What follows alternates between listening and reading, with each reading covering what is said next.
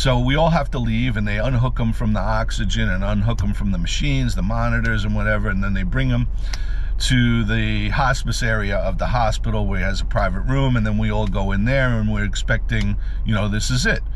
But, he's alert, he's talking, nothing's going on. He's just hanging out. We're all hanging out. Everyone's talking. After a while, there's a few laughs here and there, and it's like, it turns into kind of like we're hanging out in a living room or something, So it gets later, and everyone's like, well, I guess tomorrow's the day. So we all leave, and then we come back the next day, and the first thing I do is check the nurse. How did he do overnight? What's his vital signs? So she goes, okay, let me look. Okay, his heart rate is 73. That's normal. His blood pressure is 121/72. That's normal. And his respiration is 20. That's normal. So I'm saying to myself, yeah, that doesn't sound like a person who's dying, let alone belongs in hospice.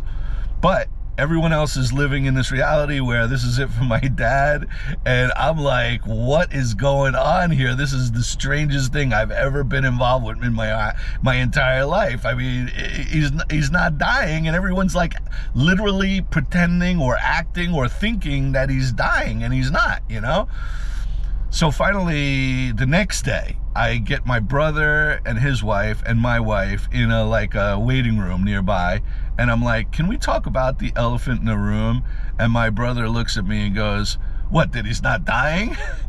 And I'm like, yeah, he's like, yeah, I know, I don't think he's dying. I'm like, yeah, I know, but everyone else does. He's like, yeah.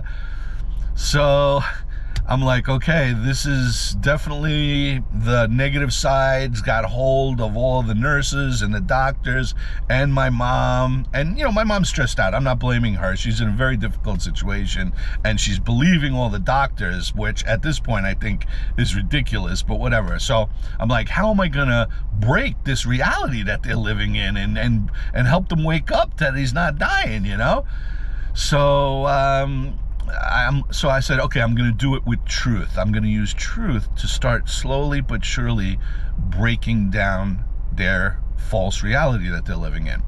So every time, every time they start talking about something and I know that it's not true, I'm not arguing. I'm just saying, like, for instance, they said, oh, his heart is failing. And I go, well, I just talked to the nurse, and basically, his vital signs are that of a normal person. But I don't know, maybe that happens to a person whose heart's failing, which it absolutely does not, So, slowly but surely, I use truth to break through their false reality. Then another lady comes in from the hospice that's in the hospice area. The other lady, I don't know where she was from, but this is a different lady. And so I say, okay, here's my chance. So I say, do you think that his vitals right now really reflect a person that qualifies to be in hospice? And she looks at the vitals and she goes, well, right now I'd have to say no. So that's the first crack in their false reality, I'm like, well, how long before you decide that the person's not qualified anymore and we have to move them out? They have to be moved out from hospice. She goes, well, if they're stable for a few days, we evaluate them every day, and then if they're stable, then we have to move them out because they're not qualified anymore. I said, okay, that sounds good.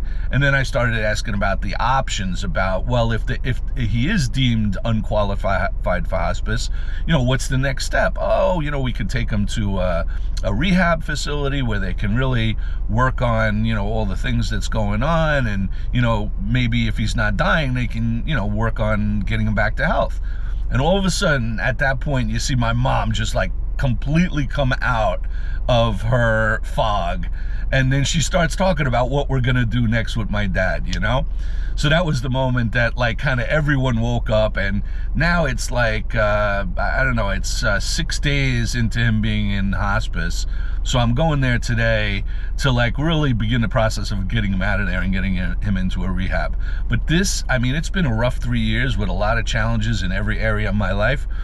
But this is the most bizarre challenge that I've been involved with. I mean, literally, it was so bizarre that I was living in one reality and everyone else was living in a different reality. But it just goes to show, you know, if you're patient and you look for your spots and you use truth to overcome the lies of the negative side, you can allow the light force of the Creator to come in and wake everyone up. So I'm not saying my father's going to live forever, but it's not his time yet, and thank God he's still with us. I love you all.